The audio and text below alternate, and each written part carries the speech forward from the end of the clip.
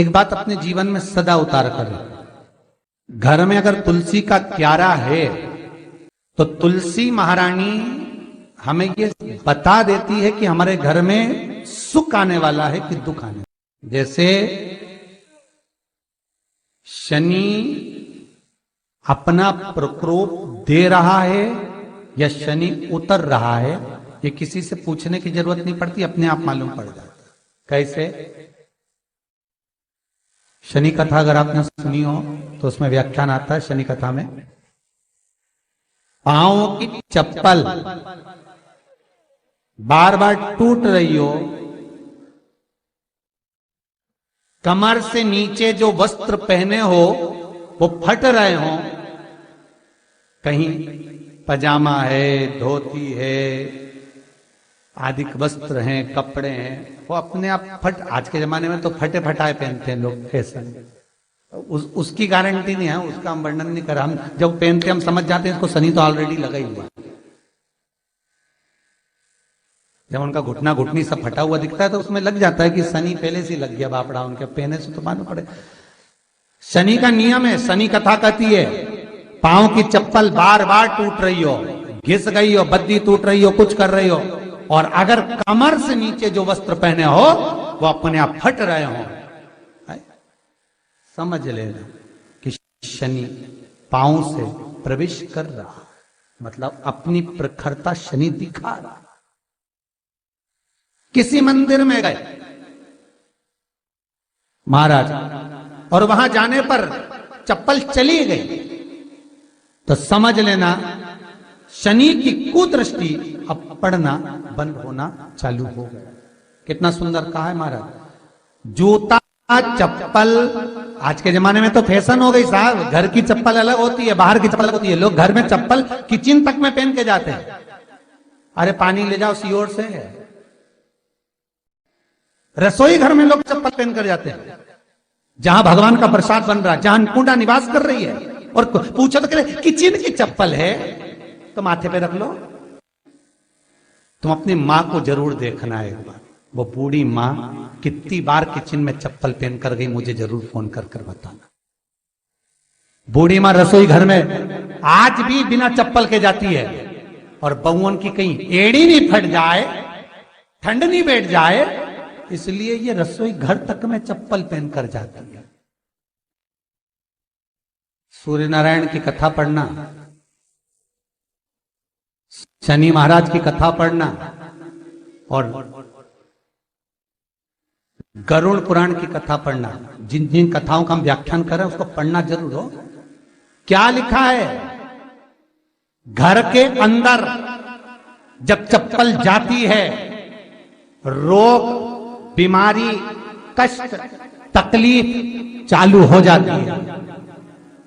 तुमने चप्पल क्यों पहनी? ठंड नहीं बैठ जाए, रोग नहीं बैठ जाए।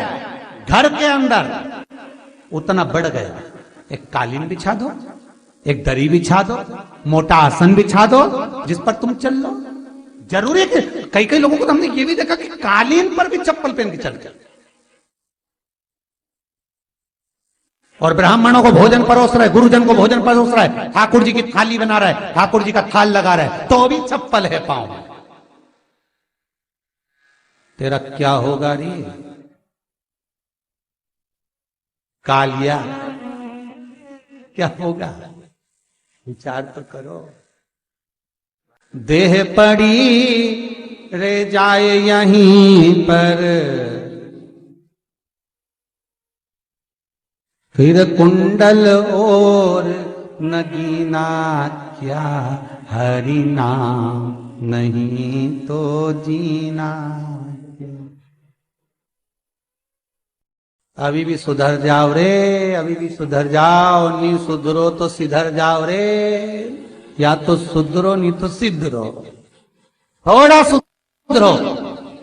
रसोई घर में अन्नपूर्णा रहती है, रसोई घर में शिव महापुराण की कथा कहती है जब भगवान शंकर को मां जगत जननी भोजन करा रही थी, शंकर जी ने वर मांगा था अन्नपूर्णा से, ए अन्नपूर्णे तुम मेरे घर के बच्चों का भरण पोषण कर रही है, इस मृत्यु लोक में जितने मनुष्य जन्म लेते हैं ये मेरे पुत्र कहलाते हैं।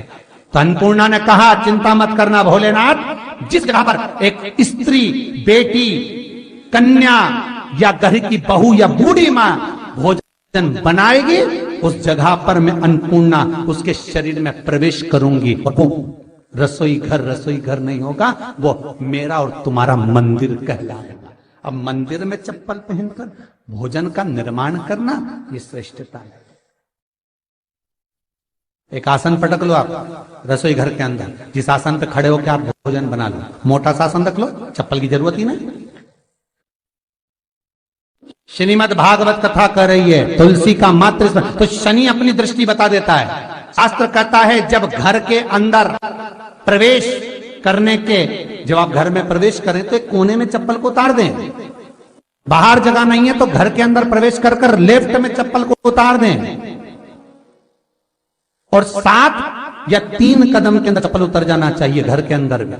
और उसके बाद अगर चप्पल अंदर प्रवेश कर रही है तो राहु केतु शनि के साथ प्रवेश करते हैं, जिसके घर में बीमारी कभी पीछा नहीं छोड़ती। शनि कथा, सूर्य की कथा का स्मरण करिए, आपको मालूम है, पहचान हो जाता है।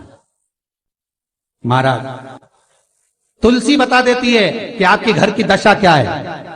बार बार जल डालने के बाद भी तुलसी सूख रही है, बार बार आप पूजन कर रहे हैं, पाठ कर रहे हैं, तो भी तुलसी के दल सूख रहे हैं। तुलसी बता देगी कि तुम्हारे घर में तकलीफ आने वाली है, कष्ट आने वाला है, सूख रही है। किसी ने जरूर कुछ ना कुछ ऐसा है कि इसमें घर में कुछ तकलीफ आएगी, तुमने लगाया फिर सूखी, फिर लगाया फिर। तुलसा महारानी बता देती है कि कष्ट है। और जिस गमले की तुलसा घेर घमोर हो, फलित तो हो, आनंद में हो, तो उस घर में फिर दुख नहीं आता, समृद्धि खुद बढ़ती चली। जिन शंकर भगवान को आप जल चढ़ाते हो, जिन ठाकुर जी से आप लाड लड़ाते हो, जिन भगवान कृष्ण का आप स्मरण करते हो, राधा रानी का आप नाम जाप करते हो, जिस परमात्मा का आप भजन कर रहे हो, कीर्तन कर रहे हो, नाम जाप कर रहे हो, नाम स्मरण कर रहे हो, उससे तुम्हारा एक संबंध होना चाहिए, एक रिश्तेदारी होना चाहिए। और उससे जब तुम्हारा कोई संबंध रहेगा, उससे जब तुम्हारी कोई रिश्तेदारी रहेगी, तो उस रिश्तेदारी में जैसे ही आपके प्राण छूटे, और छूटते से ही आप जब गए, तो जाते ही आप कहोगे कि कृष्ण से मेरा ये संबंध है, वो मेरा पुत्र, वो मेरा भाई, वो मेरा बेटा, वो मेरा सगा, वो मेरा रिश्तेदार, वो मेरा कुटुंबी, वो मेरा पुत्र। जब कहोगे तो तुरंत प्रवेश हो जाए। महाराज भगवान से संबंध होना चाहिए। कई लोग भगवान को सवेरे से रिझाने बैठते हैं तो भगवान को बनी बनाई बात कहते हैं, ये पाठ कर लो, ये पाठ कर लो, ये पाठ कर लो, ये स्तुति कर लो, सारा बना बनाया। तुमने अपने दिल से कौन सी स्तुति गाई? तुमने अपने दिल से कौन सा भगवान को निवेदन करा, कौन सा नमन करा? बस सवेरे उठना है, नहाना है, भगवान के सामने जाना है, भगवान को नहलाना है, कपड़े पहनाना है, अगरबत्ती लगाना है, थोड़ा सा शक्कर का भोग लगाना है। इतने सारे देवी देवता, शंकर जी, राम जी, गणेश जी, सारे देवता, और